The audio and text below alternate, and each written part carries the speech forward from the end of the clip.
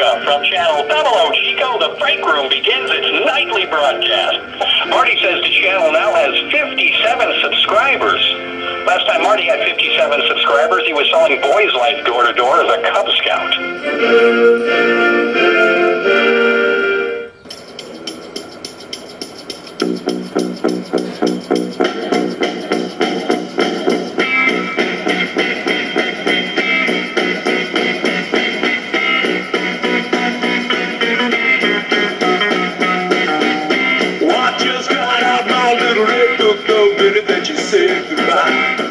Hello and welcome to the program. I'm your host Marty and you are in the Breakroom. On this show we're going to take a look at a family band whose success happened between about 67 and 71. And sorry to say they had a manager amongst them that did not have their best interest at heart. Sounds kind of familiar. This band also influenced a TV show in the 60s or 70s rather. And before we get started, we're going to take a look at or listen actually, to a song they did on a theme of another TV show you might know. So, ladies and gentlemen, the Cowsills. Love American style, the red, white, and blue. Love American style, that's me and you. And on a star-spangled night, my love. So sit back, relax, fire up a colored tune, and watch the pictures as they fly through the air. There ain't no girl in my little red book who could ever replace your charms. My grandson was flunking out of a liberal university until he told him he identifies as a straight A student. Now he's valedictorian. Without your precious love, I can't go. Welcome back to the channel. Again, we're going to be talking about the Cowsills. Now, the Cowsills started with their dad, Bud Cowsill. He was a Navy man. Actually, he was a Navy Chief Petty Officer. And he's stationed in Canton, Ohio in the late 50s, mid-50s rather. And he marries Barbara. And Bud is a domineering, violent, abusive alcoholic. And his way of doing things just wreaks havoc on his family. We'll get into that later. But one of the things he actually does good is he actually gets two guitars for his kids. His oldest son, Billy, and one of his twins, not Richard, but Bob. And they both pick up the guitar. They start learning playing.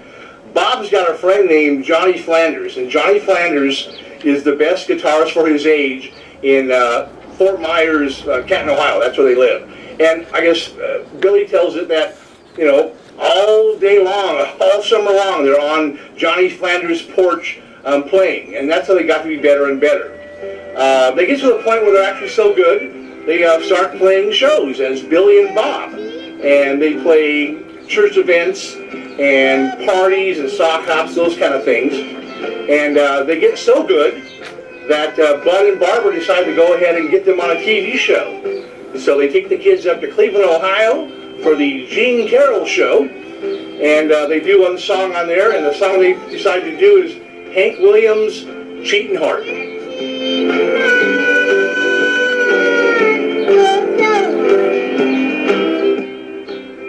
So let's go ahead and go to 1965.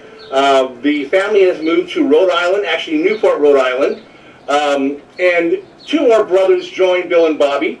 You have Barry on bass and John on drums, and this is what they call the Core Four. These four brothers were the beginning of the Cowsills. They were the ones that started it and did all the legwork to get them up and running. These boys want to be the Beatles. So while they're living in Rhode Island, they start playing in the Wharf, which is kind of an area where all the tourists come to, you know. And they start playing at hotels and clubs and bars. These kids are playing like 4 hours a night, several days a week, and they are getting very popular and very good at a young age. They get actually signed to a record deal from Joda Records, and while they're playing in one of these establishments, actually the basement of the MK Hotel, one of the people in the crowd is a TV producer for the TV show Today on NBC. He talks to the boys and the parents, and they decide to take him up to New York to have him be on the Today Show. and they play like 20 minutes, and they're just fantastic.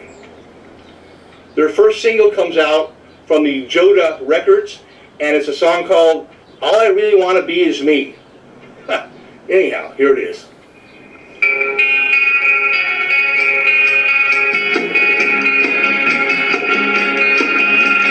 You got some imagination, but a wild inclination to turn it for me, but against me. Now, somebody from another record company called Phillips Records, which is a subsidiary of Mercury Records, which is kind of a big record company, sees the boys on the Today Show and signs them up. I mean, they think this is going to be a great band. I mean, they're four brothers, and they're really good, and they're all young. They're still in school. It's kind of cool for them. Now, the first thing Phillips Records does is they assign a A&R man to the group. And an A&R man is going to kind of help them in the studio, help them maybe formulate songs or arrange them, and obviously do some producing. And the A&R man they choose is Artie Kornfeld. For those of you who have never heard this name, Artie Kornfeld was a gentleman who, along with Mike Lang, created the Woodstock Festival in '69, a couple years from then. And if you're familiar with the movie of the two guys, Artie was the one with kind of the scraggly beard and just way too happy the whole weekend.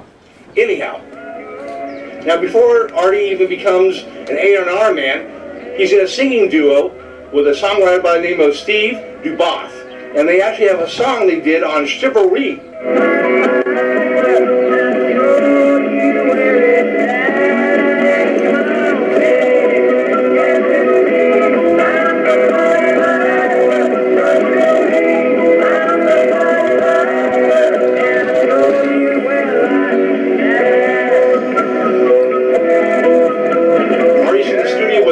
And a gentleman happens to come by to kind of see how things are going. His name is Lenny Stoggle. And Lenny is a talent manager, which just means that he finds talent and takes them to the recording companies to sign. And he really likes the Cowsills, but of course they're already signed with Phillips Records. But you know, he's definitely interested in this group of young men. So Phillips Records, again, tries to do something to get them going. They actually have the boys become the music behind a promotion that's going on for a event coming up in a couple months called Sound Blast 66 at the Yankee Stadium. But what they do ahead of time is they put on some kind of a contest or auditions for go-go dancers for the actual event in a couple months, and they need some kind of music, and of course the music is going to be the Cowsills.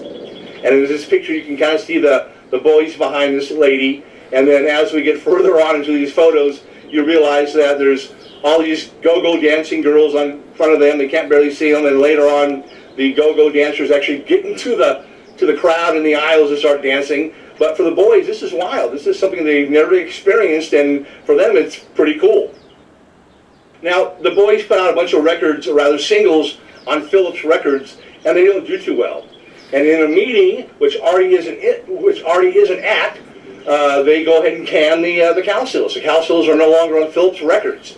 And Artie finds out. He's pissed. I mean, he should have been there at the meeting. He was their A&R guy, but they just cut the band without him knowing. So Artie's had enough, and he quits Phillips Records.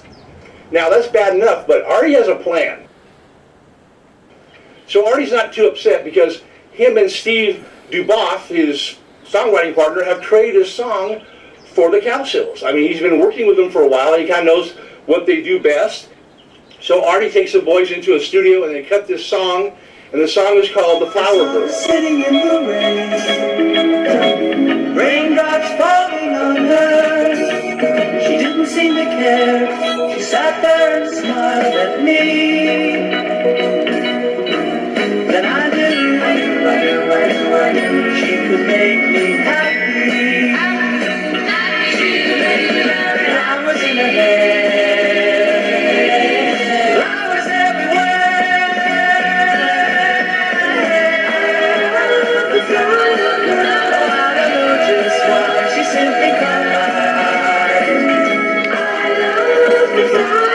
Artie likes how it sounds, but he also figures he's got to kind of start looking at how to promote these guys, get them a record deal again. So he takes mom. So he figures, well, 4 boys and their mom, that might sell. He takes mom who can sing and puts her on the back end, kind of in the background vocal. The song was already made, but he adds her to the mix, and now you've got the guys and their mom. And at the same time, Artie contacts his old friend Lenny, who saw them a year ago and liked him, and he tells Lenny, you got to come down. We got this song, they got their mom in here. So Lenny comes down and takes a look at the band, and they're better than they were before. And Lenny says, I can sell this to a record company. I mean, you got a song all ready to go that's really good. You've got the mom and the boys. Give me a chance here. And sure enough, here's a picture of Lenny signing up the Cowsills under his management. And then, of course, he's going to sign them and get them rather signed with MGM Records. Almost a year later, in the summertime, I think September, October, the song is released. But what happens is, about that same time, another song is out on the radio called San Francisco by Scott McKenzie. And in parentheses it says, wear some flowers in your hair. Well, Artie sees this and realizes this might be confusing to the buyers, so he can't go with this song by the name of The Flower Girl. So he has to create a name for the song really quick before they go to pressing. And he comes up with, the rain, the park, and other things. And that was the name of the song. People thought that was going to kill the song. But it actually works to the song's benefit because it's such a unique name that kind of sticks out. And everyone kind of knows it as, the rain, the park, and other things. MGM does what they do best. They start promoting this band, and they actually get Barbara Cowsill on the show to tell the truth. Here's a picture of that. MGM goes one step further. They add Susan to the mix. Now, for Billy and Bob, this is killing them. These guys, they had visions of being a rock and roll band with, money and traveling and women. And now they have their mom, and now they have their sister. In this photo, you can see them, and everybody else is smiling except Bill and Bob. They're going to put up with it, but believe me, their dream, or at least what they thought their dream was, has been shattered. They appear on the Ed Sullivan Show. Here's a picture of them with Ed. Of course, there's Susan. Their first album comes out called The Cowsills in November of '67. The song does really well. They actually are awarded a gold record. Here's a picture of them receiving their first gold record. Now, the band in early '68 is starting to kind of record stuff for their upcoming album, and a situation happens that kind of is the beginning of horrible things that happen to the band. They're recording in the studio one day, and Bud, their dad's there, and Barry does something wrong or something, so Bud goes running into the studio while Artie's, mixing the song, and Bud just bitch slaps Barry. And Artie goes, wait a second. Now, you have to understand, Artie is what they call a straight hippie, which just means that he doesn't have long hair, but he has the same ideals as what's going on in the country. And he kind of pulls Bud aside to look at, man, you're supposed to be the father, you're supposed to show these kids how to be, and you're slapping some kid? I mean, to Artie, this is like the epitome of what's going on in the country. People that are in charge, that have bad attitudes, that are going to, thrust their opinion on you, and because they're bigger than you, they're going to physically hurt you. So Artie has enough and tells Bud, get out of the studio. Don't ever come back in here while I'm recording the band.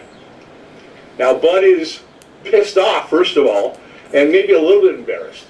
But what he does is he gets Artie kicked out, because he's managing the band, Bud is. And so Artie's gone. And that was the first of a couple of tragedies that happened to this band. Second album comes out, We Can Fly, and then something cool that happens in February of '68, something I didn't know about. The band actually is invited as a representative of the United States to a festival, some kind of a musical festival in Italy called San Remo, and they're asked to go ahead and perform a song. And here they are performing, and primarily look at Susan, and I think she's speaking Italian. It's kind of cool.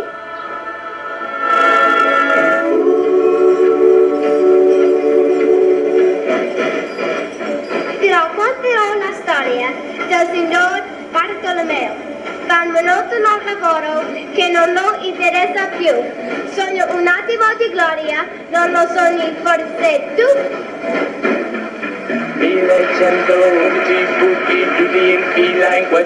February, the folks at MGM gets the band booked on the Today Show in the morning on the 26th of February, and then later that night they have them on the Tonight Show in the same building. So they're doing two shows at once, and this really helps out, with the promotion of the band and also the music they're selling.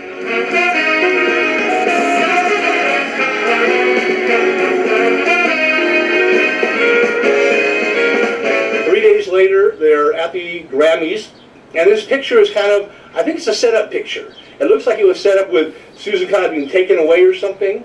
And but Susan actually is a presenter on the Grammys that year. She presents an award to Glenn Campbell for, I think, something like Best Album, or rather Best Country Vocal or something. But anyhow, I think this picture is staged. I don't think this really happened. I think it was something they decided to kind of do. I never saw the Grammys, so I don't know if it's true or not, but that's my thing. Third album comes out, and at the same time, the band actually gets a contract with the American Dairy Association, and they actually are the spokesmen or the spokespeople for the Dairy Association, and they put out a commercial on September 9th. Let's take a look at that one from 1968.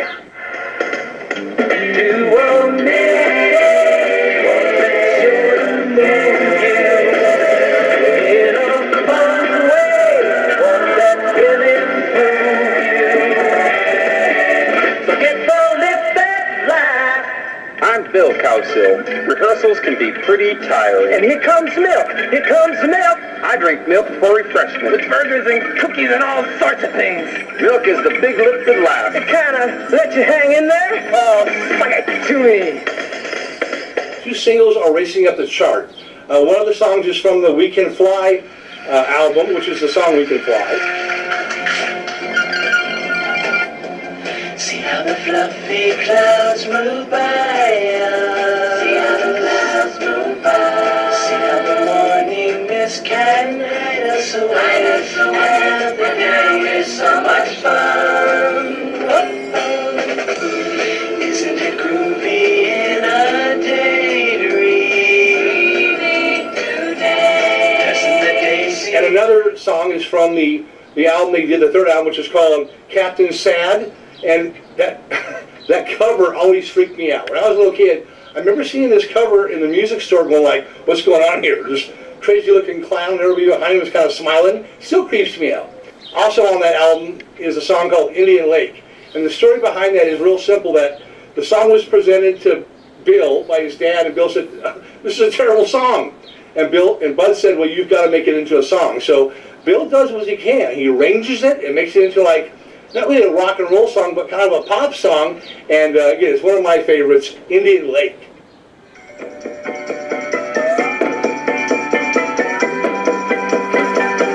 You take a postmark, Lakewood Drive, and you keep on riding till you're out of the city, where the air is fine with the sweet smelling pine and the countryside's pretty.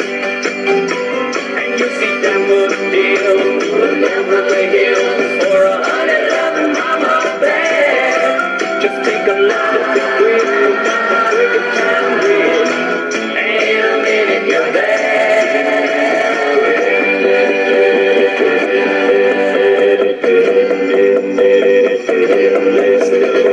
Indian lady is a sin you should make with your little heart.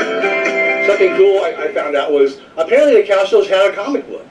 Harvey Comics put this comic book out, which is kind of cool. And then also, for those of you of a certain age like me, remember that Sears used to put out this wish book during Christmas time, right, with all the stuff that they wanted you to buy. And in this wish book from 1968 is a Cowsill drum set. Here's a picture of it, and it costs $10.99. I thought that was kind of cool, though. Fourth album comes out in '69, and again, another horrible thing happens to the band. They're in Las Vegas at the Flamingo Hotel, getting ready for a tour and kind of a promotional thing.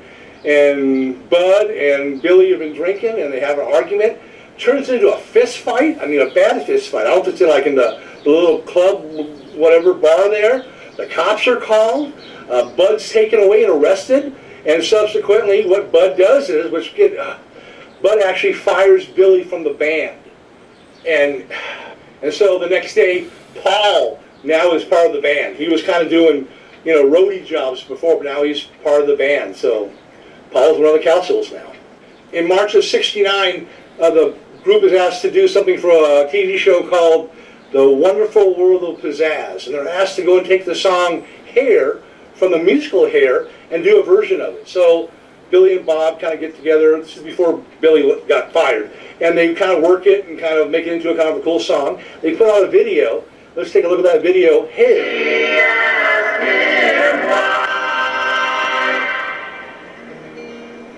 Why, I'm a hairy guy. MGM does not plan on releasing this song, but it starts selling. And so they're forced to.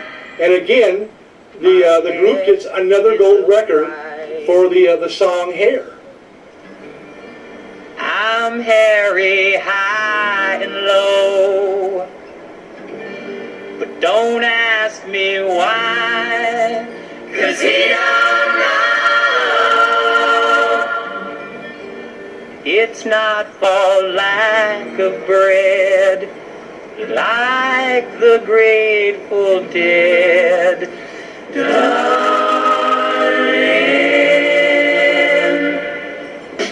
Give me a head with hair, long beautiful hair, shining, gleaming, streaming, flaxen, waxing. Give me down to there, half shoulder longer. Here, baby, there, mama, everywhere, daddy, daddy. Throw it, show it, long. Their fifth album comes out. They do some touring in between. Things aren't going well as far as sales or anything for MGM. They put out a sixth album. They're on TV more than ever. They're doing all kinds of, they do a show for Kraft Music, show for American Bandstand with Dick Clark. And here's a picture of them. And of course, there's Dick Clark right there. In 1971, MGM is not doing well. They're not selling. So they changed their president and bring in a 25-year-old named Mike Curb. Now, for those of you who don't know who Mike Curb is, he had a group called the Mike Curb Congregation. He was later Lieutenant Governor of California, and his song, Burning Bridges, was the title song for the movie Kelly's Heroes. But I guess I didn't care. I turned my back and left them standing there. The band gets signed by another record company called London. They put out a record. It doesn't do well. The band kind of dissolves in '71. A cool thing happens in '72, kind of unique. The core four, the original Cowsills, Billy, Bob, Barry, and John get together and do maybe one or two shows together here in California at a place called the Ice House in Pasadena. I've never seen any photos. I've never heard any audio, but I would love to have been there to watch the core four at least one more time. And if you believe in karma, what comes around goes around. In 1975, Bud is forced to file for bankruptcy. He is $445,000 in debt. He has $4,800 in assets and maybe $78 in his pocket. And Barb has finally had enough and divorces him. Thank God, finally. Sadly, Barb passes away in '85. Bud follows her in '92. And then in 2005, sadly, when Katrina hits New Orleans, Barry, who's living there along with Susan, but Barry stays put. And he's lost in the storm. Months later, he's found. And again, Barry passes away in 2005. Very sad. In 2006, Bill, who's had it rough, physical maladies and injuries and sicknesses, and he finally succumbs to everything and passes away in 2006. Now, the four members that are left from the Cowsills are Billy, Paul, Susan, and John. And John continues on his own. He kind of does some drumming for the Beach Boys. He's a really good drummer. And the other three kind of continue on with the Cowsills, performing at state fairs. They do some things on ocean liners kind of things, those promotion things for 60s groups. They do pretty well. And looking back, the Cowsills were a really good band. They were the first family band that made it. They were before the Jackson 5. They were before the Osmonds. They were before the DeFranco family. How far back can I go, right? Again, their band, the makeup of their band influenced the TV show. Who can say that? Again, an incredible band, and anyhow. And lastly, in the street, the children screamed, the poets cried, and the lovers dreamed. But not a word was spoken. The church bells all were broken. We'll see you next time. A viewer suggested Marty do a rap singer documentary on his next episode. The only problem he came up with is there's no rap singers who actually sing.